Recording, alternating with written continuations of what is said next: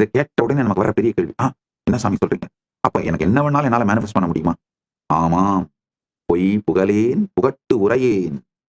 உங்களை அடிமையாக வைத்திருந்து உங்களை வெறும் வேலைக்காரனா பார்க்கிற உங்க கம்பெனியோ பாஸோ இல்ல உங்களை அடக்கி ஒரு அடிமையா இந்த சமூகங்கிற மிகப்பெரிய சக்கரத்துல ஒரு போல்ட்டா ஒரு அடிமையா வச்சிருக்கணும்னு நினைக்கிறவங்க, நீங்க நினைக்கிறத நீங்க மேனிஃபெஸ்ட் பண்ண முடியாது, அது கஷ்டம், கடுமையான ஹார்ட் ஒர்க் பண்ணாதான் அந்த மாதிரிலாம் மேனிஃபெஸ்ட் பண்ண முடியும் அப்படின்னு உங்களை பிரெயின் வாஷ் பண்ணி வச்சிருக்காங்க.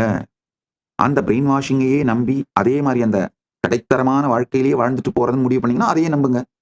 ஆனா நீங்கள் பரம சுதந்திரராகவும் அகத்திலும் இகத்திலும் பரத்திலும் முழுமையான வெற்றி உடையவராகவும் ஜீவன் முக்தராகவும் வாழ வேண்டும் என்று நினைக்கின்றேன் நான்.